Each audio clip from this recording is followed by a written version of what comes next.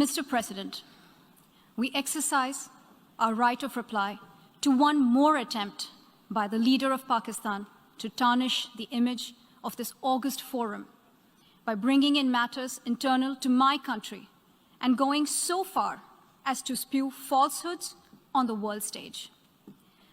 While such statements deserve our collective contempt and sympathy for the mindset of the person who utters falsehood repeatedly, I am taking the floor to set the record straight.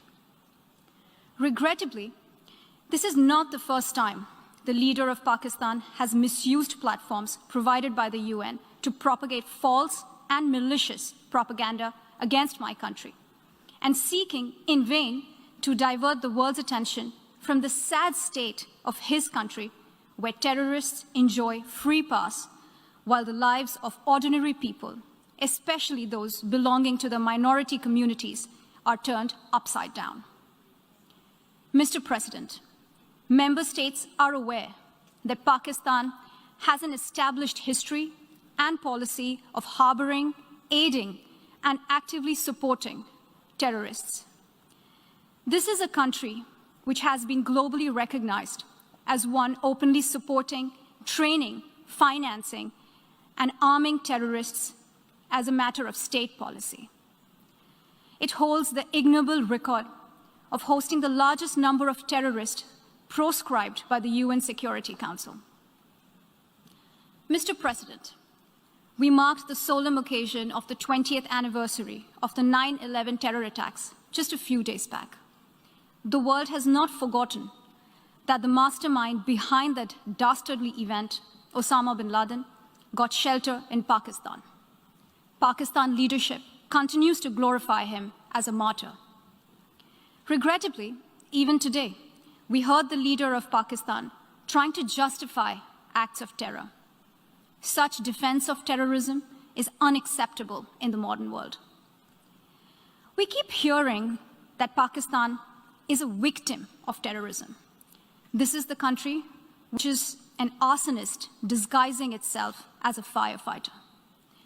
Pakistan nurtures terrorists in their backyard in the hope that they will only harm their neighbors. Our region, in fact, the entire world, has suffered because of their policies. On the other hand, they are trying to cover up sectarian violence in their country as acts of terror. Mr. President, this is also the country that still holds the despicable record in our region of having executed a religious and cultural genocide against the people of what is now Bangladesh. As we mark the 50th anniversary this year of that horrid event in history, there is not even an acknowledgement, much less accountability. Today, the minorities of Pakistan, the Sikhs, the Hindus, the Christians, live in constant fear and state-sponsored suppression of their rights. This is a regime where anti-Semitism is normalized by its leadership and even justified. Dissenting voices are muzzled daily, and enforced disappearances and extrajudicial killings are well documented.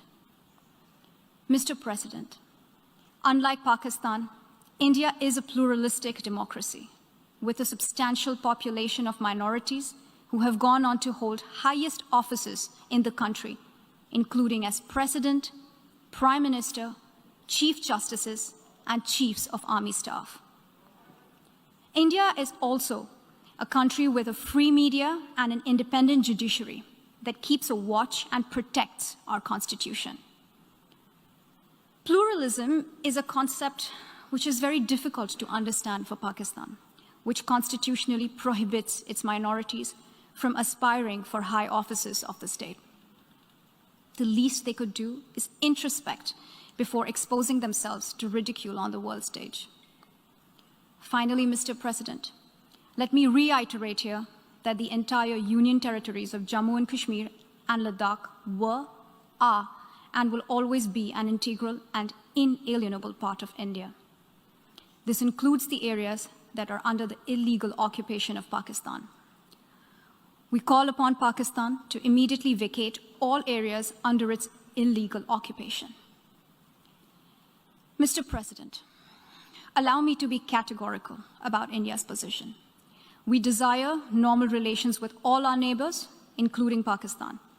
However, it is for Pakistan to work sincerely towards creating a conducive atmosphere, including by taking credible, verifiable, and irreversible actions to not allow any territory under its control to be used for cross-border terrorism against India in any manner.